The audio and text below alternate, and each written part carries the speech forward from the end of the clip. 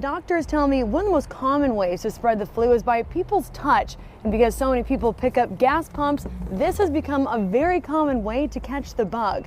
Credit card skimmers who have cashed in ATMs just like this one didn't just install a skimming device, they also installed cameras to record people's PIN numbers as they punch them in. Production of paper in the last 2 years, if stacked up, would go halfway up to the bell tower. Diego Morales isn't the only one who's been targeted. Steve Braun, who's also running for District 4 congressional seat, has also been under fire. Fire crews arrived right here on scene around 2:30 this afternoon. If you take a look behind me, you can see the home right now. I wanted to experience what it was like to use an AR-15 disengaged with the bump stock. Here at IU Health Arnett, they haven't been affected by the saline IV bag shortage. In fact, doctors tell us they're using alternatives to make these supplies last. And they are still confirming that 2 people are dead. So the patient would come right on in.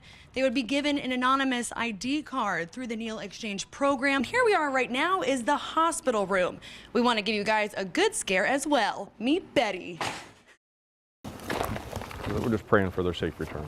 13-year-olds Liberty German and Abigail Williams went missing Monday. The girls were last seen near the Monon High Bridge around 1 o'clock in the afternoon. Well, upset, confused, obviously very distraught. Just worried. All I want to do is have the girls get home safe.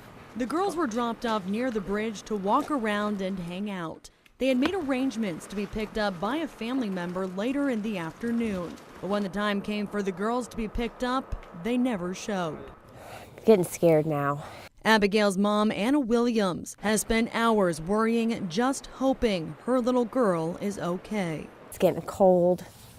Been out a long time. They don't know what time they ate last. The girls haven't answered their phones since around the time they went missing. Missing, abducted, we don't know for sure. Cell phone has been pinging around town here. There's a cell phone tower, but the ping was last noted about 5 or 6 hours ago. They say the phone's now dead. Very scary situation right now, and I just want her home.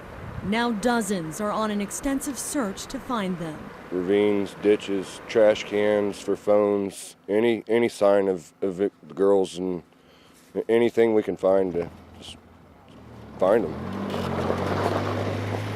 Looking for answers, looking for the girls. Many of them say they won't stop looking, even if it takes all night. Daybreak, fall over with exhaustion. Honestly, I hope they're just hidden up somewhere, scared to be in trouble. Alexis Moberger, News 18. They're packed with punch, and they're dripping with a strong message. For this guy, it might be a vote against him rather than a vote for him.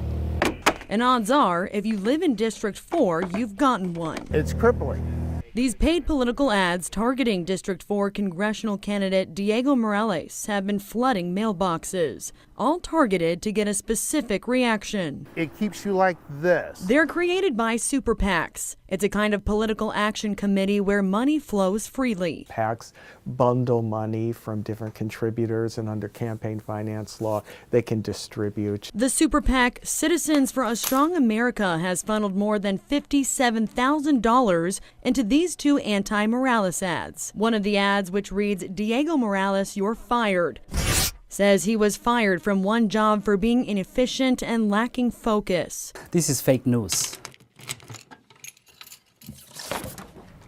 Diego Morales isn't the only one who's been targeted. Steve Braun, who's also running for District 4 congressional seat, has also been under fire.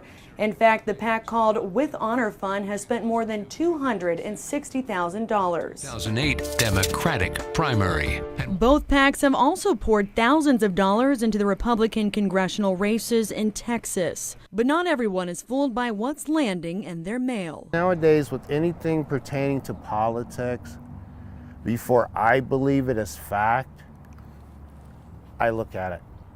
Where it came from, what's it about. Alexis Moberger, News 18. If you take a look inside 3rd Street Barber, you'll find Purdue football player Jordan Roos taking a break from running and tackling to buzzing and snipping.